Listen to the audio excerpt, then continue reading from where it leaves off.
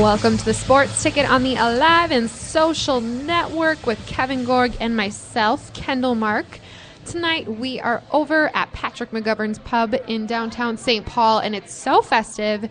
It makes me really, really, really, really happy. And Gorg will be joining us. He's going to join us probably in 15, 20 minutes or so. Apparently there's a lot of traffic in Arizona because you know how he travels with the team and stuff. So I'm forcing Aaron to talk to me, our producer Aaron, and he's really excited about it. Can you tell everyone how excited you are?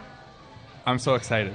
He's so excited. Can you sense my excitement? Can you sense to be the one on the speaker? And we have a couple of fun guests too. Oh, they just got here. This is so exciting. Don't worry, guys. I won't put you on the spot for another 4 minutes, but come grab a chair. Come grab a front row seat. You know, we talk about my Chickie Fantasy Football League, as Gorg calls it, all the time. And I have some of my girlfriends from my Chickie Fantasy Football League with me tonight. We're going to watch the game here because the Vikings play this evening. And it's going to be a pretty good time. You're eventually going to talk, Hannah. Don't nod at me like this. You're definitely eventually talking. I'll just have to buy you a Coors Light. So that brings me to thank you, of course, to our sponsors, McGovern's Pub and Coors Light, and our new sponsor, Dave & Buster's, where we are going to be on Wednesdays from 5 to 6. So if you heard from us last night, no, that's not a coincidence. That will be happening from now on. But here we are. And I think we should start the show a little bit different, Aaron, since it's just you and me. How are we starting it? I think we should start and talk a little bit about Timberwolves basketball because Gorg hates basketball, so we never talk about it. That's true. But we like basketball. And last night, if anybody, in case you live under a rock and you missed it, the Lakers were in town. Final score, 122-123. Thank the Lord the Wolves won because the Lakers are a terrible team. But it was kind of cool because it went into overtime. It was the last time Kobe Bryant is going to be in Minnesota, at least as a Laker in uniform. Who knows? He kind of implied that he likes to coach. Well, he's on the bench. He was saying oh, yeah, I love coaching. Don't look at me like that. No way. Yeah, so that was a fun little thing to see. And it was also kind of fun to see some number one and number 2 draft picks duke it out on the court. You know what I mean? Yeah, Russell played well for the first time this year. He hasn't been good, but he played great yesterday. Of course, right? Channeling his inner Kobe. Channeling his inner Kobe. Of course he played well against us. And, I think you said how Kobe didn't play in the fourth quarter and overtime, or was it just in... I don't think he played at all in the fourth quarter or overtime. Yeah, what's up with that? I don't understand. I don't know. I was really sad because it was a close game, and I wanted to see some classic Kobe buzzer beater, Right, against the home team. God, Aaron, you suck. And then we come back and win in overtime. Oh, okay. Buzzer beater and we win in overtime didn't really go together very well for me. Russell hit a last-second shot to tie it up, so... Hi. Could have been Kobe. Hi, friends.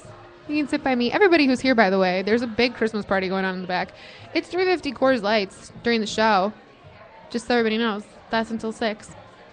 Anywho, so you were telling me a little bit about Kobe's acting skills, though. Do you want to speak on that? Well, no, it's just really hard to watch a game and watch Kobe sit on the bench. He's pissed he's not playing and pretend to be happy for his young teammates. I don't know. It's just hard to watch. Pretend to be happy for his teammates. You don't think he's actually kind of excited that... I think he wants to be the guy out there shooting the ball. But, then why isn't he? Why is he all of a sudden he's just tired, end quote? Well, because the Lakers are horrible, and they got all these young players that they need to give playing time to. Yeah. I don't know. I guess, okay, I'm going to put you on the spot for a second, Aaron. God. I know that you love this, yes. But do you think that he's going to take over a role as a coach of some kind, of some team? Chance. Or really, no chance? No, not Kobe. No way. You think he'll be an analyst? I don't know what he'll do. Think he'll just model? I think he might just go away quietly, to be honest with you. He might move overseas or something. I don't know what he's going to do. Go away quietly? That just doesn't seem... maybe for a month. And then he'll be like, oh, I forgot. I love when people love me. I have my own shoe line. Yeah. It'd be cool if he was an analyst or a coach, but I can't see it. Do you think when is that sort of that lovely poetic retirement going to come out of Kevin Garnett? Do you think that's anytime soon? Maybe one more year. Yeah, because you can't really do it the year Kobe retires. That like steals his thunder, his retirement thunder. It's sad watching all these players I've been growing up with now getting just old. Just kidding. That's how I feel too. Old. I'm like, some of the names that get thrown out now, like these new players, I'm like, oh, so and so dunks on so and so, and I'm like, I don't even know who either of these people are. I'm old enough to be his father. Right. You are? No, I'm just kidding. I'm like, wait, what? What did I miss here? Yeah, it's, it'll be an interesting season for the Wolves. It's obviously looking a lot better than it has in the past, especially the last, 2 years. I mean, it's been pretty dreadful being a Wolves fan. Yeah, there's a lot of reasons to be excited. Like Kevin Martin trade? Towns, Rookie of the Year so far. Yeah? Him and Porzingis are neck and neck, but you got to give the edge to Towns. I think now. He's been playing great. Yeah, his back probably hurts because of carrying the team. Well, Wiggins is good, too. Yeah, no, he is. I mean, fine. Those are two legit all-stars, and when you have two all-stars, you got to be a playoff team, right? You think Klay Thompson and Steph Curry feel that way about those two? You think they're eventually could get to that level? Well, Steph Curry's the best player in the NBA. I don't know if either of these guys can be that, but they're both maybe. better than Klay Thompson, I would say. Yeah, he's got a good shot, though. He does. He almost broke the 3-point record 2 nights ago. Really? 3-pointers in a half and then 3-pointers in a game. It was 12 in the first half, and he had 10 or something. Whew. I mean, who just does that? Nobody. Nobody does that. But anyway, it should be a fun year. And I mean, Kevin Martin, we were talking about this before the show. I think he's a fantasy player. Trade him while he's hot. He had his once-a-month good game yesterday, and I think they got to trade him before the deadline. Trade that old man. There are contenders that could use shooters, and we got young guys that need to get minutes. So I have to say, when we would have events with the Wolves, Kevin Martin was always the one that would just be staring at the Fox Sports North girls, and doing the winks and the head nods to the point where you had to look because you're what is it? This guy what look? Do you want? And then he would do it. Hey, one of those. It's dude, you can't. Does this work? This must work. If you're in the NBA. Clearly. And he's not a bad-looking guy. It was just really interesting to me that, because with different teams, you get different characters and different, attitudes and stuff. And what I found with, a lot of NBA players is that, not all of them, but a lot of them just, won't even talk to you. They're just who are you, specimen? Hi. My friend Liz just took a selfie awkwardly with me in the background. Thanks, Liz. Yeah, so he's an interesting cat. But moving on to another basketball team that I had to read this article because it was where is it? Okay. Go for basketball. Nope, that's not it. Hold on. We'll get there. There's an article in the Pioneer Press just because they're just not doing well. I went to a game a few weeks ago against Clemson, and they won. So it's thank God I went to that game because that was fun. And it really was. But you watch Pitino just freaking out on the sidelines. I mean, just absolute spastic. He's not a happy camper right now. No, he's not. And it's okay, you can't, to me at least, you can't build a team that's already morally defunct from screaming at them all the time. I get that your dad can do that because he has one of the winningest franchises in college basketball, but you can't do that. Don't you agree? Right. Just because your name is Rick Pitino doesn't make you Rick Pitino. Right. I just thought that was so obnoxious. And it was this game, against Clemson, who is kind of similar to us. They're never this fantastic team. They're never the worst team either. But I don't know. It just seemed so obnoxious to me. You didn't see Clemson's. I don't even know who their coach's name is, but you didn't see him freaking out like that. It was a little obnoxious. But anyway, so the Pioneer Press put out an article this morning that I just found very interesting. So, you know how we lost to South Dakota and South Dakota State? It says South Dakota and South Dakota State didn't just beat the Gophers in basketball for the first time ever this season. They also came away with a combined $155,000 because the University of Minnesota paid South Dakota $90,000 and South Dakota State $65,000 to play in Williams Arena this season. Now, I honestly don't know how common, this is clearly a common thing, but what? I mean, do you know anyone? Can someone like tweet at me at Ms. Kendall Mark? Like, I'm so confused. Is this normal? I don't know. Usually they don't pay to get beat, but right. And it goes on to say how these games were so-called guaranteed wins in the past, which is like extra sad. Like, hey, we'll pay you to come here so that we can get a moral boost, almost $100,000, so that our kids can feel good about themselves and beat you. And a bunch of Minnesota players too on those two teams. Right, and that's what this head coach, what's his name? It's Craig Smith. He was saying, Patino's a good friend of mine. To allow us to play them is huge for our guys. We have 4 Minnesota guys in our program. We recruit Minneapolis very hard. We have a huge donor base in Minneapolis. Well, good for them. Worked out well for them then, because they can just keep recruiting since we sucked. And they'll be like, hey, we got paid to come here and beat the Gophs. Yikes. Like, what are they going to do? Do you know how long Patino's contract is, by the way? I don't know how long it is. I can look it up, though. I mean, that just doesn't seem, that ain't right to me. You know what I mean? Mm-hmm. I don't know. But another great Gopher news, hockey. We've started conference play, which is good since Big Ten isn't typically, since it's such a new conference, it's a lot harder than the conference we used to be in, WCHA. But poor Gopher hockey is 6-7-0 this season. We went from being the number 1 ranked team to the number 19 ranked team to we're not ranked team. You're making me a sad Gopher right now. I know. I'm making myself a sad Gopher right now.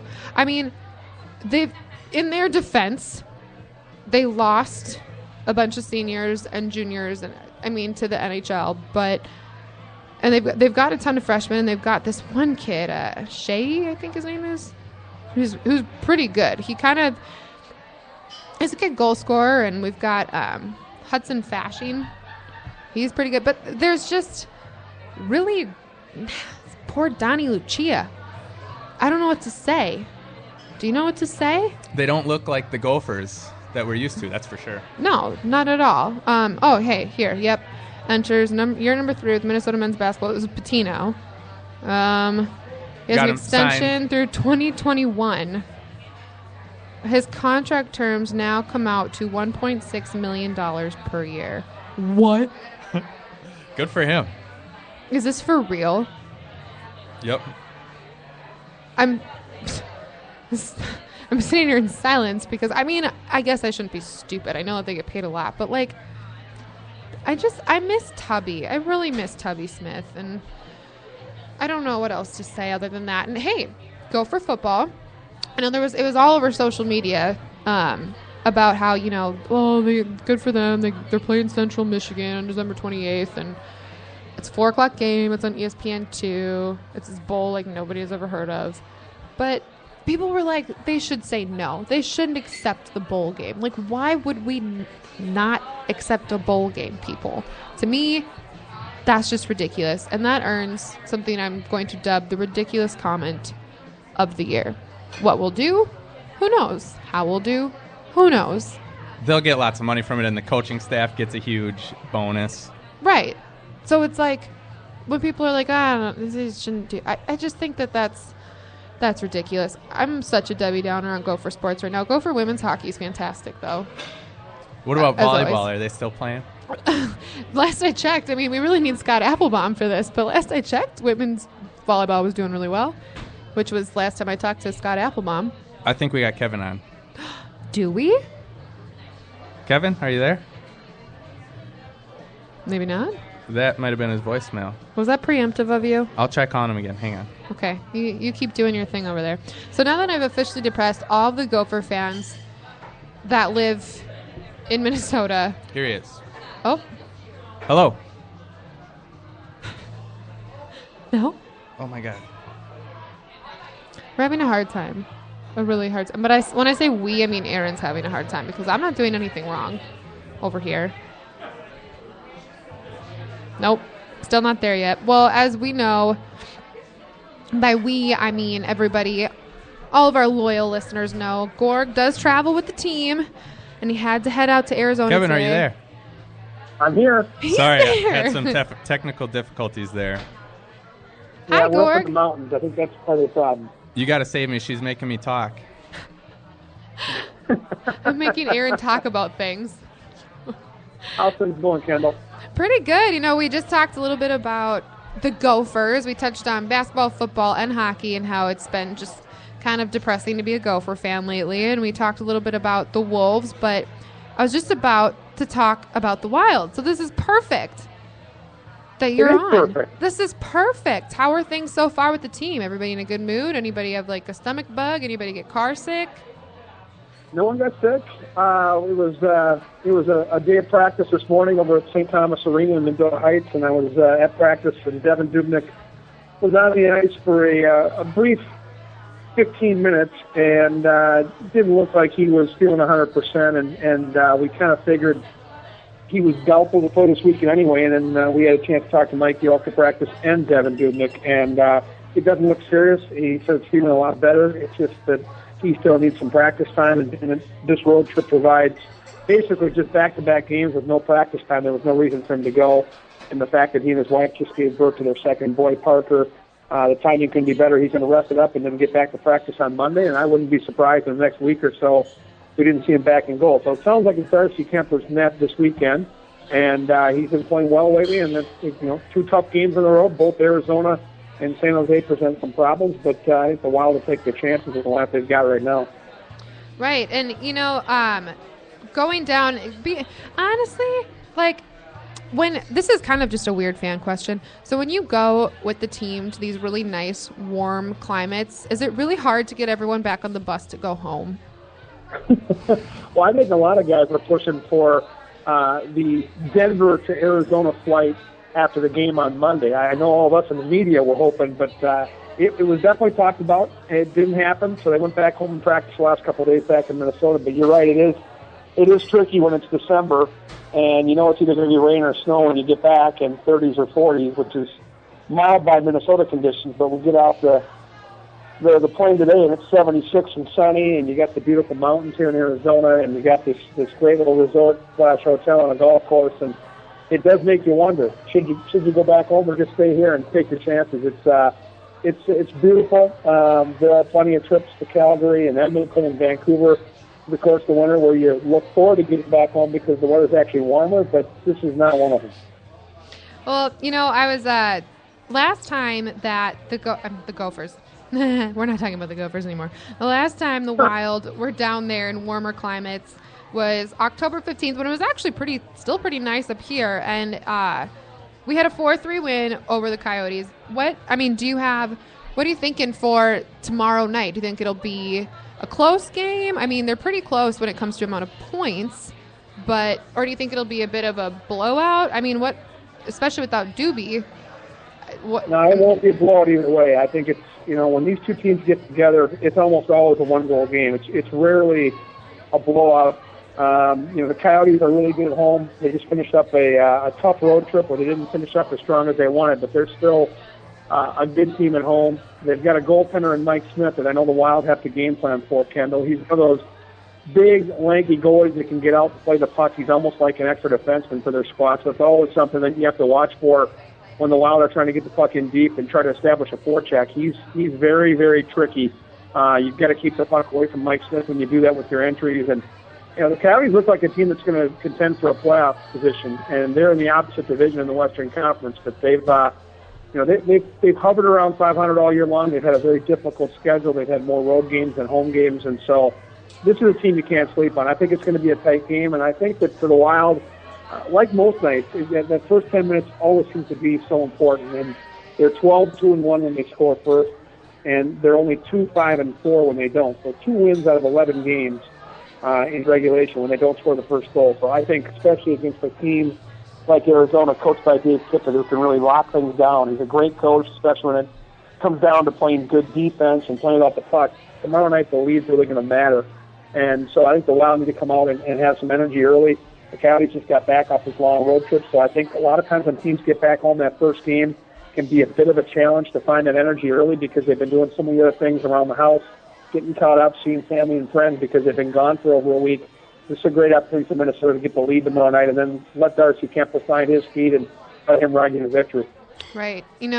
Okay, we're going to do it. Aaron, you're going to talk again. Okay. We're going to predict. I think if the Wild do score the first goal, I'm going to go with Charlie Coyle. Who's your prediction? Ooh, I like Charlie Coyle. That's a good pick. Thank you. And who do you like? Zucker.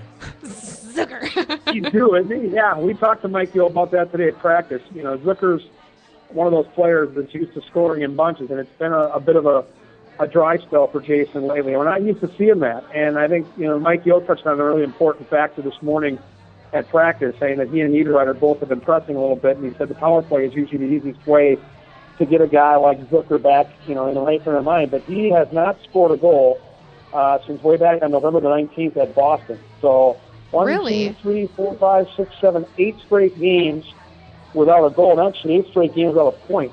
And that is really rare for Jason. He's such a great player and plays such a key role for this hockey team. And remember, that line with Koivu and Niederreiter was so hot. They were rolling. And they seem to kind of run dry a little bit. Teams maybe have watched some film and picked up on some tendencies, and they've got to kind of readjust now. But Zucker's always a good pick. I think that, again, if he's going to do it, he's the type of guy that can either do it in transition, off a turnover with that breakaway speed, or on the power play, getting the puck off the half wall, and he loves to shoot the puck. I'm going to stick with more of an obvious selection, and I'm going to go with somebody out that top line. But I'm not going to pick Zach Parise. I'm going to pick Jason Pominville, and he's scored 3 goals in his last 5 games. He's starting to find that confidence. You can see it with him on the rink right now, and I think Pominville is a logical player to get a goal and an early goal tomorrow night because, to me, guys, that line is sitting on a big game. You can kind of see Zach Parise game by game now off that injury, getting his legs underneath him, and we saw Zach score that big-time goal in Denver a couple nights ago, and I think that line with Graham and Pominville will be a difference maker tomorrow as well. I don't think Arizona has an answer for that line. No, I agree. I think our top line, when they are on it, you said it just right. They are on it, and we bagged the entire first part of the season, the first couple months, basically until about end of November. We were like, where is Pominville? Because Parise can only do so much. He can score 1,000,000 points. He can assist with what he can. We all know Granny's not a scorer. I mean, he just doesn't shoot the puck enough, and when he does, he doesn't score, so then he doesn't want to shoot it again because he's like hesitant about it.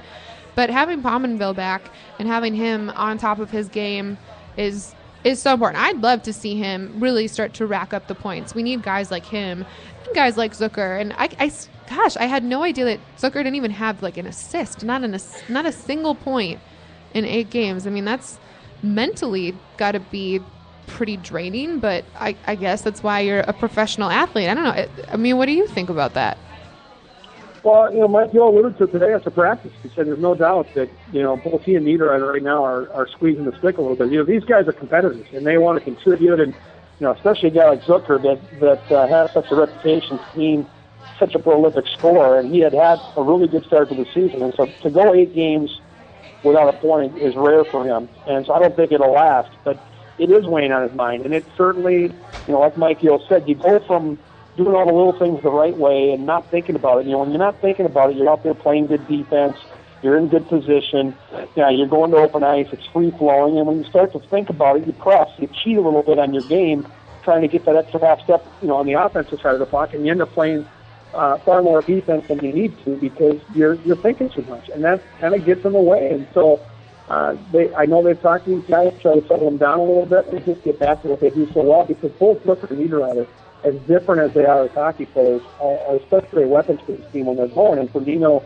it's the board battle, it's the going to the blue paint, it's the feisty edge that he has to his hockey game. And for Zucker, it is speed, and with his speed, he can get separation in a blink of an eye. He can get to open ice, and we've seen the great shot that he possesses. So, I don't think it's time to panic. I think the Wild have held their own. They're a deep enough hockey team now where they don't ever rely on one line or a couple of guys to carry it. But big picture-wise, I'm feeling for those guys because you know how bad they feel about it, and they certainly do right now.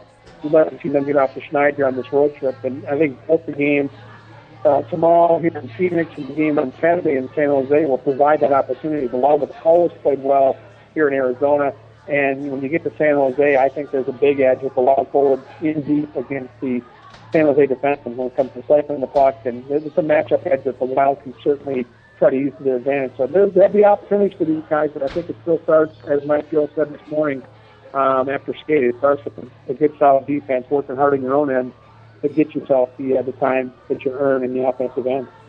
Right, and I mean, so the Wild, just everybody who's listening and thinking, when are the Wild coming home again?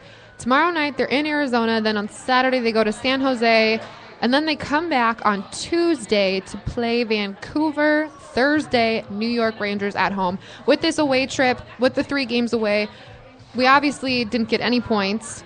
What do you think so far? So we've got Colorado. We had Colorado, Arizona, San Jose. Points-wise, how many think you're going to come away with?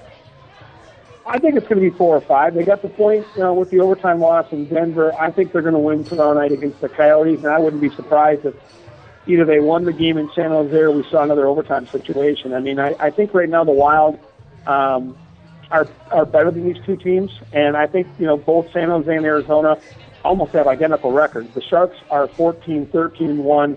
Arizona's 13-14-1. Arizona's lost 5 games in a row. So they're not playing at a high level right now. After really surprising most of the league with that first month and a half of the season. They were kind of the talk of the league. The fact that they were in playoff position in the Pacific. Now they've lost 5 in a row. The Sharks, to me, have really been struggling at home. It's really strange, Kendall, to see this, but San Jose has always been one of the best home teams in the National Hockey League. And you look at their overall record, they're 10-5-1 on the road, and those 10 road wins are second only to Dallas in the Western Conference, but they're 4-8 at home at the Shark Tank. So, again, I think this is a good weekend for the Wild to get healthy. I think they've got a good situation here. If they play the way they've been playing lately, I think they can walk away with at least 3 points this weekend. And if you get 4 or 5 points out of the 6 possible, you put yourself in a good spot. The scary thing is right now, as you look at the Central Division, is this is no room for error.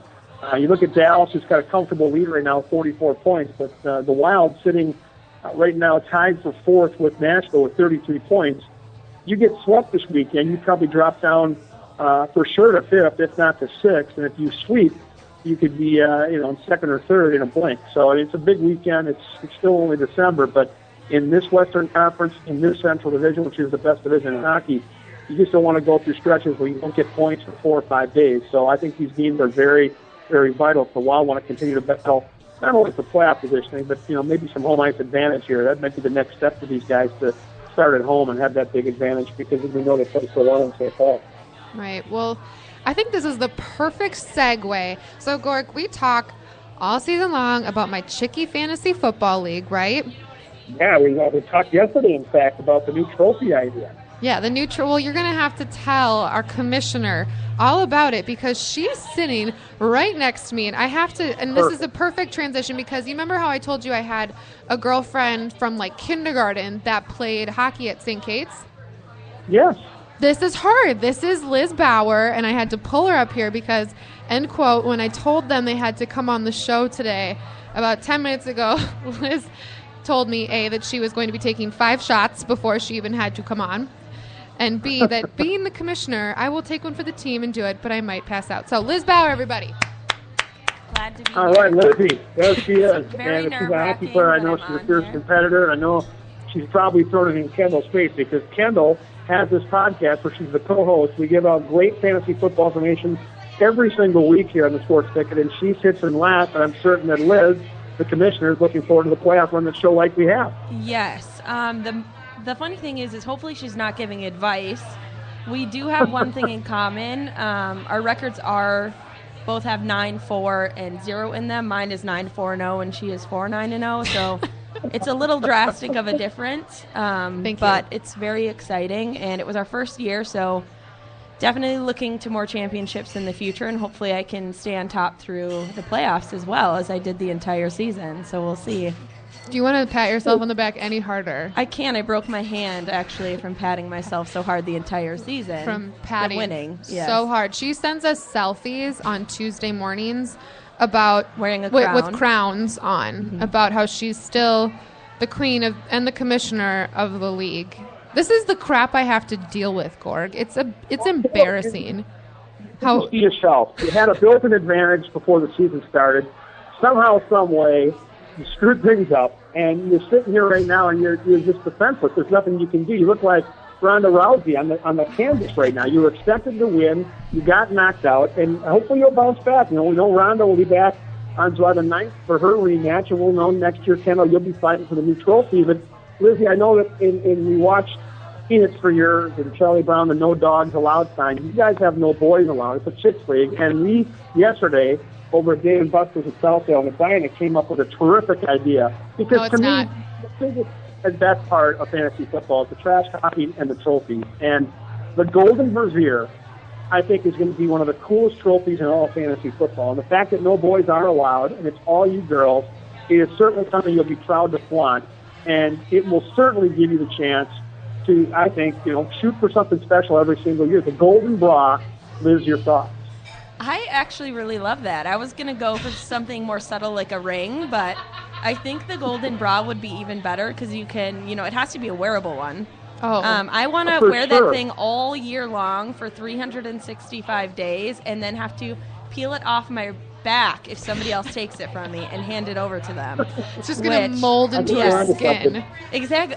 I'm not giving it up. So I love that idea, and I'm going to run with it. And for people who know me, when I run with something, it gets pretty bad. So I'm definitely taking this to the next level. Yeah, thank you for that, Gorg. The Golden Brazier will be happening for the conclusion of this season. And, we talked about on our group text today, we were talking about how we're going to have our final big party at Dave & Buster's on a Wednesday so we can bring in this Golden Brazier. Yes. We'll have to come up with a actually last place trophy. Maybe just Kendall's face. Tattoo. A tattoo would be better. No. Stop talking. Do not give her any more ideas about who comes in last place. Tattoo loser 2015 on the last place person. I think that's a fair punishment. And I hope it's not Kendall. I don't know if she's dead last. I know she's near the bottom. I'm dead last. It's like we had a girl who started out 0-6 and passed Kendall and is now beating her 4-7-2. That's my friend Portia, the one who had 3 quarterbacks in the draft. The draft was pretty that's ugly. Right. Yeah, Portia. That name, with that name, you can't go wrong. So I'm not surprised she got it turned around. That might be the greatest name I've ever heard. And who knows, down the road, if her name's engraved on the Golden Brazier, that might be something we can tweet out, and it could just blow up. It could just be epic. But I know it's short notice with the trophy and a party coming up here the next couple of weeks. If we have to, we'll just go down to the local hardware store and get that shiny gold spray paint. We'll get one of Kendall's bras, and we'll give it a couple of good coats of gold paint, and then that winner can strap it on and really throw it in the face of all the losers that didn't get their chance to play for the Golden Bra. Yeah, that's a great idea, except for the tattoo part. You know what his other idea was? He was like, okay, so you can either get the loser tattoo, or, Kendall, you want to know the other great idea that I have? I'm like, oh, what? He's like, you could streak naked through your neighborhood. And I'm like, Gorg, I live in Uptown. And, of course, Scott, who was with us, was like, well, that's like a normal Friday in Uptown, so you'd be fine. I don't really know what to do because I feel like this isn't fair since we didn't come to these terms when we signed up for the league. I don't think I should have to take that kind of punishment should I lose to Portia this week. The thing is you do not get to make said rules. I do, and I think it's a fantastic idea. I think it's going to be, if anyone's seen the league out there, which I have watched a million times, so I kind of live by it, but they have a full year long of punishment. So I'm going to kind of run with that, pun intended, and I think Kendall streaking throughout her neighborhood will be one of the tasks if she is in last place at the end of the year. I really need to win because I don't want to do that. You do need to win, and I think it's important for us, though, to give Liz a little time to tell us more about her team. I mean, she is the coach and general manager. Who are some of the players that you garnered by the draft and/or waiver wire that led you to victory this year, Liz? Well, I'm a lineup tinker, so everything is just super well thought out. I mean, I have such a vast amount of football knowledge. It's insane, but my lineup, my golden goose is going to have to be Devontae Freeman. He gets me points every week minus the 1 week he was out, and he's really helped lead me to victory. And then actually I pulled a quick one over on every single person at the draft. Tom Brady obviously was suspended when our draft came about, so I kept throwing his name out there. I'm like, no one wants him. He's suspended for 4 games. It's so a crap tricky pickup. So everyone was like, oh, no. Oh, you're right. And then they would bring him up again. I would say stuff about him like, don't pick him up. Obviously, I'm the voice of reason in every situation, so people were listening to me. And then it came around that it was my last pick in the draft, and I swoop up Tom Brady, and one of the girls goes, "Who just picked up Tom Brady?" And obviously I stood up. The next morning, I wake up, and I see on my news feed that he's actually acquitted of all crazy rumors of him deflating the balls, and I got the best pick of the draft, and he's done very well for me. Other than the old bait and switch. Right? Yes, and I really talk trash about him, so I would like to meet him someday. If you're listening, Tom Brady, I'm sorry. I did talk a lot of trash about you. Giselle's hot, though, so yes, it's fine. Your wife is very gorgeous. My lineup is pretty solid. I have Tom Brady, Mark Ingram, who's now on the injured reserve, which is kind of making me worried going into your the playoffs. But I have such a solid lineup, it doesn't matter. I have Devontae Freeman. I have Brown, Hopkins. I picked up Gates a week before he was off of suspension. I have Forte. I picked up the Bengals D because my defense previously was such crap that they let me down every week. I think I had the. Did you have the Texans? I did. I had the Texans for a while, and they were awful. Big mistake. And then I have Santos rounding out at kicker. So I have a lot of good people that I'm just hoarding on my bench that I refuse to give up. Yeah, she's so rude. Remember how I told you this, Gorka? I was like, it's really not my fault because I can't pick anyone up because nobody's letting anybody go. They just sit on the bench. And you were like, well, just try to trade. And I was like, it's not going to happen. It's not going to happen. Yeah. I have been on a trade lockdown. You need a league of trades. Trades are always key, and I think that's part of the strategy. If you're deep enough where you can hoard and hide players, it helps you win. But if you have Brown and Hopkins as two of your receivers, you have two of the best three receivers in football.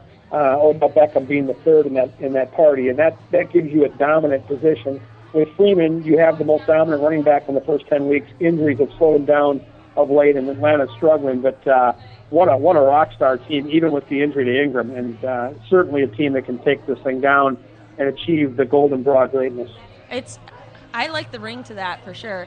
I sit every Thursday and I look over the key players for the week, and every single one of my players is in the top 5 in every category, and I just kind of silently laugh to myself because it's so sad, and I'm just taking all of these girls' poor money, and it's really rough for them, but I've been living the dream.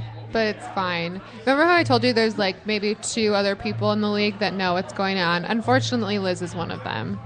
I wouldn't say I know what's going on. I'm telling you, I know what's going on. I studied the league for 2 years now, and when I say the league, I don't mean the National Football League. I mean the TV show, the league.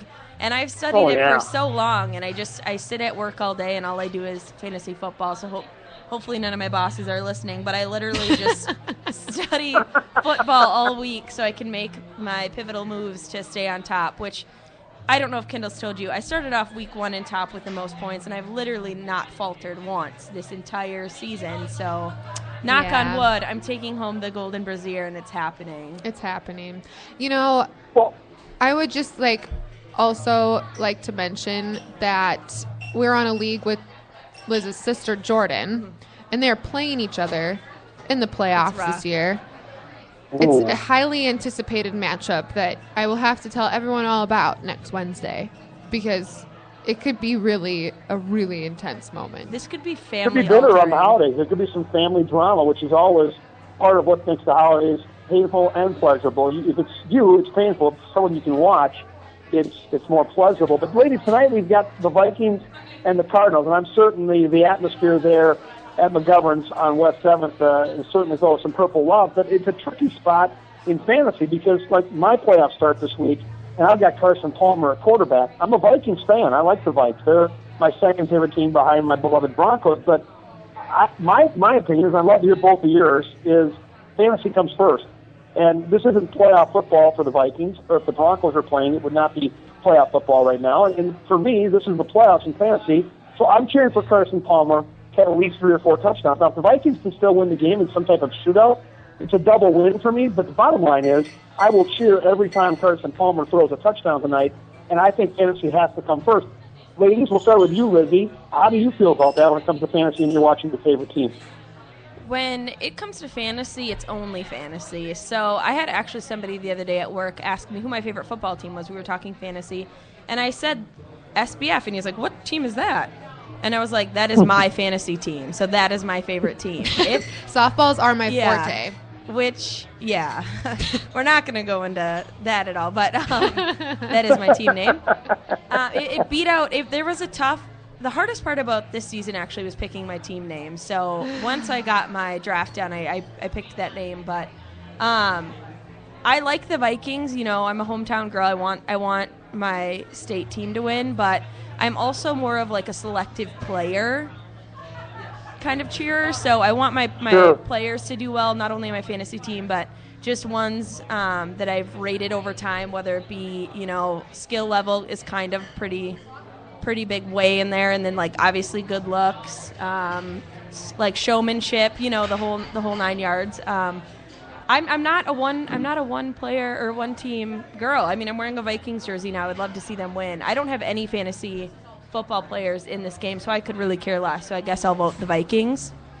Nice. You guess, since you have nobody playing. I have nobody playing. I guess now I've made my decision. I will vote for the Vikings. I am wearing a Bridgewater jersey right now. He better not let me down.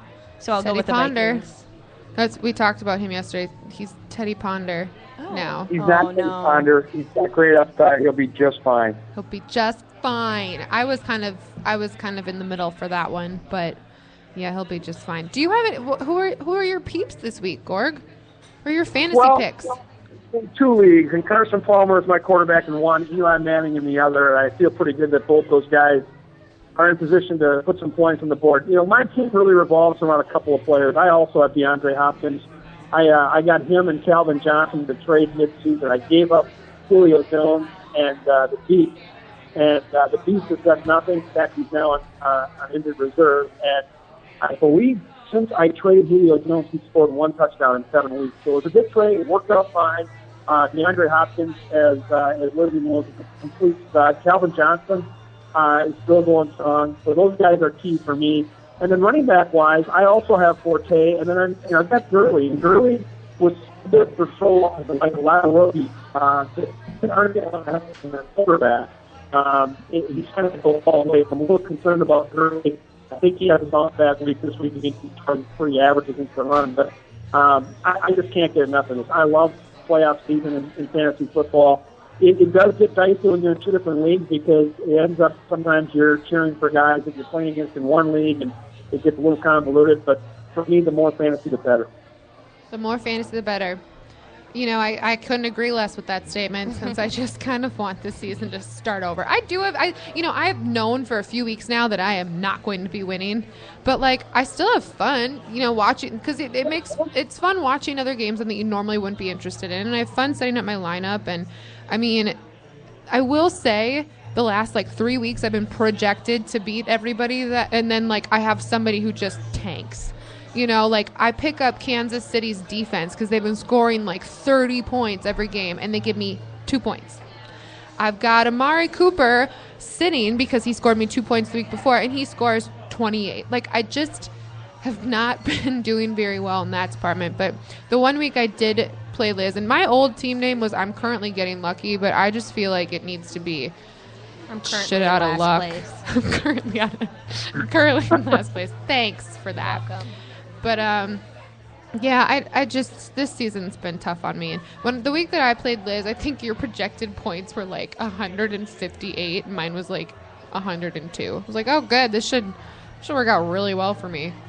Thanks for that. You're welcome. You've got a good team. I mean, Liz has a team that's stacked, and that's the beauty of this. If you keep this thing going year to year, like the Canterbury League I'm in, that Paul Allen's a part of, and Johnny Mouse Nicholson, and a lot of folks that you guys know, and I know you work out there, you know. The Canterbury League, we've been doing it for almost 20 years, and so the trash talking is epic. There's always one or two guys that struggle every single year. There's always another couple of guys that are always contenders, and if you guys can keep this thing going, I mean, year by year by year, like the TV show The League, the stories, you know, like all stories, in the rearview mirror, they get even better. And so the first year of the Golden Bra, in Kendall having a fantasy football show here on the Alive and Social Network, and maybe finishing last and having to get a tattoo, these are things you'll be telling your kids about someday. So keep it going. There's nothing better than the real world of fantasy football. And so the right there, I'm telling you, it's not this easy. The lineup that you have, that's an amazing lineup. You have a great year. But I will promise you that at some point, It's going to turn on you. The injuries, the draft's not going to go as well. But focus up in the winter, there's nothing to do. Well, Gord, you're starting to sound a little bit like you're underwater. A little gurgly. I got the gist of it. Basically, you were saying I'm the best, and I agree. Next year, I'm taking an approach of multiple leagues. So if you guys want a champion in any of your leagues, let me know. Hit up Liz I'm Bauer. open to actually now join other leagues. I will still be the commissioner of my current league, but I will be open to be a champion in any other league. Please hit her up. Jisabel Bauer. Yeah. This is about all I'm doing with my life currently, so I have plenty of free time. Good luck, ladies. I'm going to let you guys go and wrap up the show. Liz, thanks for coming and joining us, and we'd love to have you on next week when you're at Dave & Buster's when we're celebrating what might be your championship. And you can throw on that golden bra or the T-shirt of choice that you're going to be wearing. So don't scare the kids and get people all wound up. It'll be big fun. Thank you, guys. Bye, Gorg. Do you hear that, Liz? You could scare the kids. That's one of my favorite things to do. So perfect.